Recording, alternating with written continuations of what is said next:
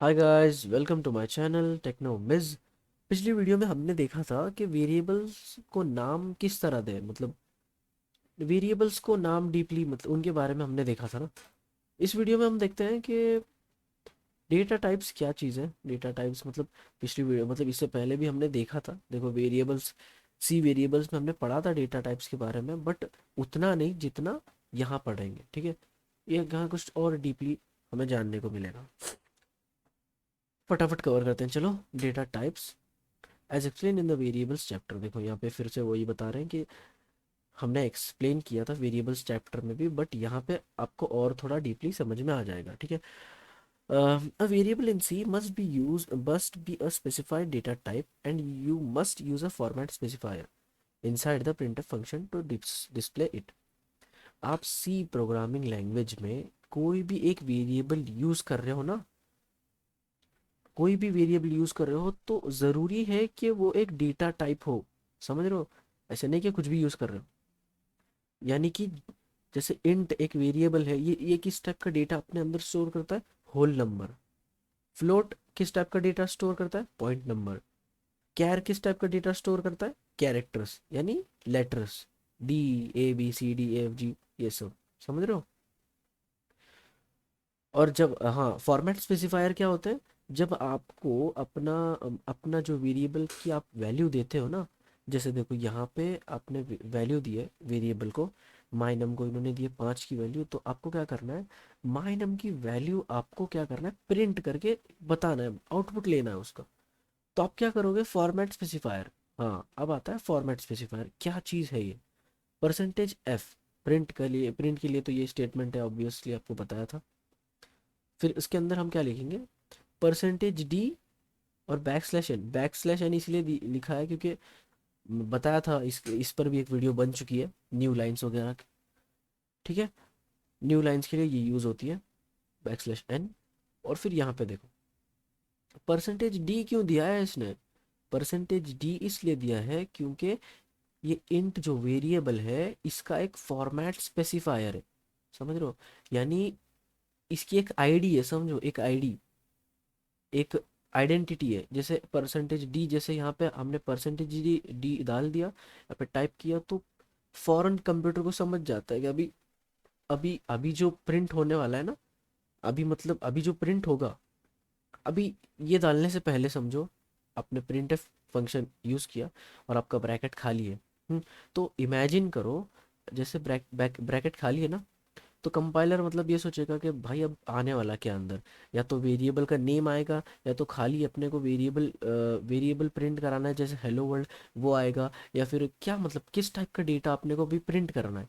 Print का तो काम है प्रिंट करा के आउटपुट देना, ठीक है। तो वो सोचेगा कि अभी किस टाइप का डेटा प्रिंट करना है, वो ये सोचेगा। तो हम उसके अंदर क्या डालते हैं? सबसे पहले %d हमें डालना है, हमें %d टाइप करना है। तो उसका जो सर्चिंग टाइप, मतलब उस वो जो सोच रहा होगा ना, अब उसके अंदर से वो चीज़ें कम कम कम कम करेगा। जैसे इससे पहले क्या सोच रहा था वो, कि वेरिएबल के नेम वगैरह वगैरह वगैरह इतने सारी चीज़ें सोच रहा था, क्या क्या आएगा, क्या क्या प्रिंट करना है, ठीक है। अब यहाँ पे क्या हो जाएगा कि %d, जैसे ही तुमने %d डाला, तो उसको समझ में आ जाएगा, ठीक है। उसको ये समझ में आ जाएगा कि अभी मेरे अंदर जो अभी डेटा, मतलब मुझे जो प्रिंट कराना है, वो ना तो फ्लोट है, ना तो कैरेक्टर है, ना तो डबल है, मतलब वो भी एक वेरिएबल है। तो बाकी कुछ नहीं है मेरे अंदर अभी जो मैं जो प्रिंट करा के बताऊंगा वो है एक इंटीजर। इंटीजर यानी एक होल नंबर है, होल नंबर का वेरिएबल है। समझ रहे हो? तो इसलिए %d डालते हैं, क्योंकि जैसे हमने यहाँ पे माइनम लिया, माइनम को 5 की वैल्यू असाइन कर दी। माइनम का फॉर्मेट स्पेस, मतलब माइनम एक वेरिएबल है, वेरिएबल किस टाइप का है? इंट। वेरिएबल लिया है हमने इंट, और इंट किस टाइप का वेरिएबल अपने अंदर डेटा स्टोर करता है? होल नंबर वाला। अब होल नंबर, अब हमने होल सब यहाँ पे इतना हो गया, हाँ, यहाँ पे बता दिया इन सबको। अब प्रिंट लेना है, प्रिंट के लिए क्या करेंगे? %d, क्योंकि हमें इंट इंट लेना है। इंट इंट का फॉर्मेट स्पेसिफायर क्या है? %d या तो %i, ठीक है। फिर यहाँ पे न्यू लाइन लिए, फिर यहाँ पे कॉमा, यहाँ पे कॉमा देना जरूरी है। यहाँ पे ये क्या कहते हैं, डबल कोट को भी क्लोज करना जरूरी है। फिर यहाँ पे अपने वेरिएबल का नाम लिख लो, हो गया। ईजी है। आप मेरे पिछले वाले वीडियो देख लो, मैंने उसमें बताया है। अभी मैं फिर से ये नहीं चैप्टर वापस ओपन करूंगा तो फिर बोर हो जाओगे, क्योंकि फिर ये पहले वाले चैप्टर्स में चले जाएगा, वेरिएबल्स वाले चैप्टर में, प्रिंट एफ का क्या काम है, फॉर्मेट स्पेसिफायर का, ठीक है। वीडियो ज़्यादा और लंबी हो जाएगी, इसलिए हम शॉर्टकट में फटाफट ही समझ लेते हैं इसको।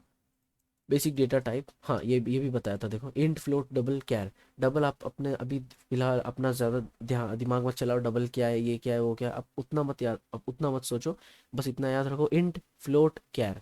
डबल को छोड़ दो फिलहाल के लिए, जब आएगा तब मैं आपको बताऊंगा। इंट फ्लोट कैर, ये चीज़, ये डेटा टाइप्स है, ठीक है, इनको याद रखो, इंट फ्लोट कैर। और ये भी बता देता हूँ, इंट क्या है, whole number whole number store करता है। Float fractional numbers containing one और मोर डेसिमल्स। कैर क्या है, उसका क्या क्या है, ये कैसे स्टोर करता है, सिंगल लेटर्स, नंबर्स और एस की वैल्यूज, ठीक है। कैरेक्टर अपने अंदर कैरेक्टर स्टोर करता है, ए बी सी डी जैसे, समझ रहे हो। यहाँ पे देखो, बेसिक फॉर्मेट स्पेसिफायर्स, ठीक है। यानी कि समझो, इंट का फॉर्मेट स्पेसिफायर क्या है, परसेंटेज डी, परसेंटेज आई। इसके दो हैं, मैं आपको बोलता हूँ परसेंटेज आई याद रखो, क्योंकि देखो जैसे जैसे यहाँ पे इंट का आई है, मतलब देखो ना एकदम सिमिलर, मैचिंग मैचिंग हो जाएगा, देखो इंट का परसेंटेज आई, फ्लोट का परसेंटेज एफ, और कैर का परसेंटेज सी। देखो परसेंटेज सी कैर का, अभी आप डबल फिर से सोच रहे होंगे डबल क्या है, ये एल एफ है, इसका अलग स्पेसिफायर है, आप इसको मत ध्यान दो ज़्यादा, मतलब उतना देखो बस, ठीक है। अब यहाँ पे और एक चीज़ नहीं देख रहे होगे आप, कि स्ट्रिंग्स क्या है, ये परसेंटेज एस क्या है, अब तक तो हमने पढ़ा नहीं, अब तक तो प्रैक्टिकल भी किया नहीं, अब तक तो लिखा भी नहीं, परसेंटेज एस क्या है। अब मैं आपको बताता हूँ कि यूज्ड फॉर स्ट्रिंग टेक्स्ट, ठीक है। इसके बारे में भी आप ज़्यादा अभी अपना दिमाग मत चलाओ, आप बस इतना सा देख लो कि ये भी एक चीज़ होती है स्ट्रिंग नाम से। वो हम आगे देखेंगे अगले चैप्टर्स में, जब उसकी ज़रूरत पड़ेगी ना, जब वो आएगा तब देखते हैं। अब फटाफट हम और एक चैप्टर क्लियर करते हैं यार, होप कि वीडियो का टाइम जो है लेंथ ज़्यादा ना हो, इसलिए फटाफट हम कॉन्स्टेंट्स भी क्लियर कर लेते हैं, कॉन्स्टेंट्स। अब आप सोच रहे हो कि कॉन्स्टेंट्स क्या है, मतलब देखो ये जैसे जिस जिस तरह से उसका नाम है ना, कांस्टेंट, यानी ये एक स्टेबल, ये एक चीज है, स्टेबल चीज, कांस्टेंट यानी ये चेंज नहीं हो सकती। It's unchangeable and only readable, समझ रहे हो।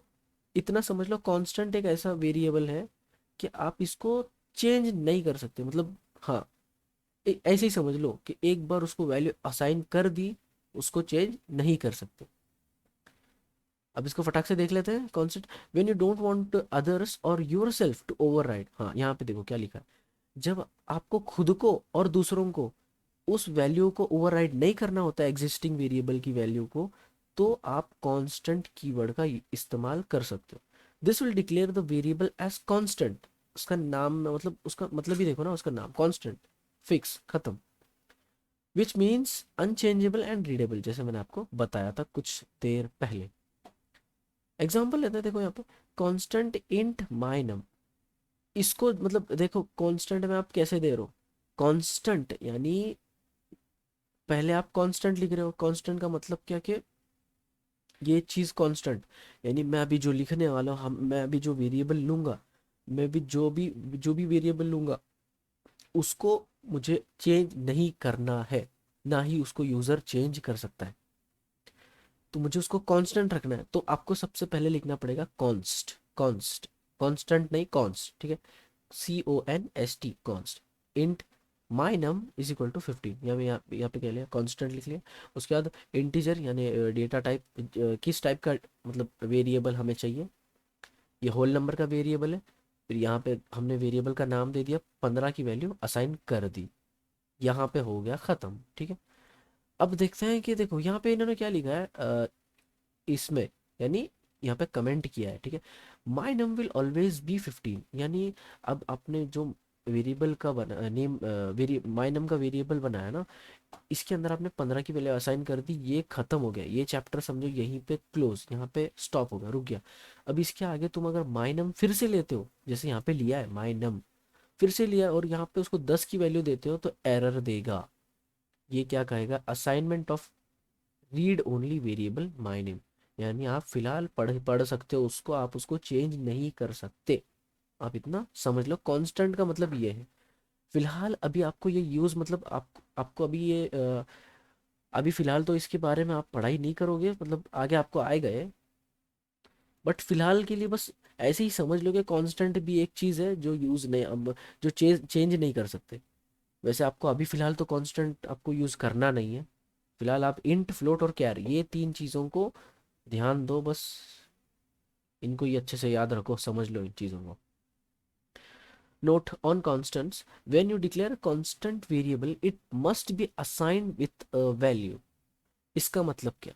जब आप कोई कांस्टेंट वेरिएबल डिसाइड करते हो, अब सोचते हो हाँ भाई, अब मैं एक चीज़ मतलब एक वेरिएबल बनाऊंगा जिसको मैं 60 की वैल्यू, 100 की वैल्यू, 200 जितने की भी वैल्यू दूंगा, मुझे अभी वो वैल्यू, कांस्टेंट का मतलब क्या, कांस्टेंट का वैल्यू दे रहा हूँ मतलब उसको चेंज नहीं करना, ना मुझे चेंज करना है, ना यूज़र चेंज कर सकता है, ना कोई दूसरा और कोई चेंज कर सकता है।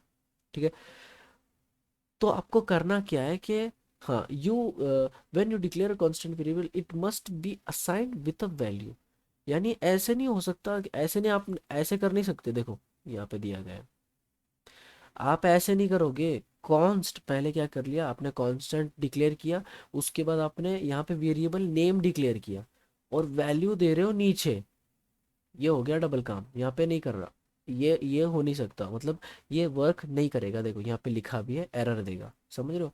आपको जो कुछ भी करना है कांस्टेंट के साथ, जब कुछ कर रहे हो ना, कांस्टेंट यूज कर रहे हो, तो आपको पूरा एक साथ ही लिखना है और एक ही लाइन में फिनिश कर देना है, खत्म। कॉन्स्ट, देखो यहाँ पे जैसे लिखा है like this, const, constant integer, minute per hour, variable का नेम ले लिया, int minute, minutes per hour, variable का नेम रख दिया, उसको 60 की वैल्यू डिफाइन कर दी, दे दी, खत्म कर दो, खत्म, यहाँ पे हो गया। अब इसके आगे अगर तुम क्या करते हो, और एक वेरिएबल ले लेते हो, जैसे यहाँ पे इन्होंने किया है, देखो कॉन्स्टेंट मिनट पर आवर, यहाँ पे सेमी कॉलन दे के यहाँ पे इसको बंद कर दिया, और ये बंद भी हो गया। अब नीचे नीचे आकर क्या करोगे, minutes per hour is equal to 60, 100, 0, 1 कुछ भी डालोगे तो वो एक्सेप्ट ही नहीं करेगा, क्योंकि यहाँ पे ऊपर वो कांस्टेंट, यानी यहाँ पे इसको जीरो की वैल्यू मिल गई, अब कुछ भी नहीं है उसके अंदर, बस खाली मिनट्स पर आवर ऐसे ही पड़ा है। कांस्टेंट है वो, ना उसको कोई भर सकता है ना उसको खाली कर सकता है, कांस्टेंट, खत्म, उतना ही रहेगा वो। तो आप नीचे चाहे कितना भी मर्जी, कितने भी कुछ भी लगा लो, वो वापस से मतलब वैल्यू लेगा ही नहीं, समझ रहे हो। तो इसीलिए जब भी कांस्टेंट यूज करो तो उसको फौरन तभी वैल्यू दे दिया करो, और तभी दोगे तभी वर्क करेगा, समझ रहे हो। जैसे यहाँ पे दिया है ना, minutes per hour is equal to 60, एक लाइन में दे दिया, किस्सा खत्म। अब यहाँ पे देखो, यहाँ पे क्या लिखा है, good practice, another thing about constant variable it is that it is a considered good practice to declare them with upper case. It is not required but useful for code readability and common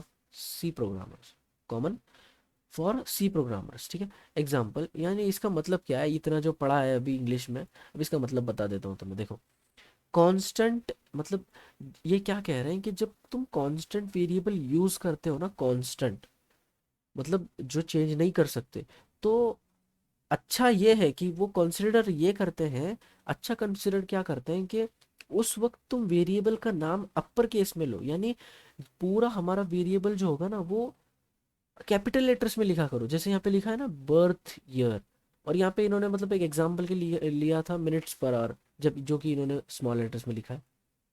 तो यहाँ पे ये क्या कर रहे हैं कि आप अच्छा मतलब कंसिडर करते हैं वो खुद के, आप अपर केस में अपने अपने जो लेटर्स को जो है, अपने वेरिएबल के नाम को जो है आप अपर केस में लिखा करो, समझ रहे हो। क्योंकि वो मतलब रीडेबिलिटी के लिए बहुत अच्छा होता है, और अच्छा है मतलब, जो कहा है उतना कर दो ना यार, समझ रहे हो। Constant in birth year is equal to 1980, मतलब जब भी कोई कांस्टेंट वेरिएबल लोगे तो आप उनका उसको वेरिएबल का नाम कैपिटल लेटर्स में दिया करो, ठीक है, जब भी तुम कांस्टेंट यूज करोगे, समझ रहे हो।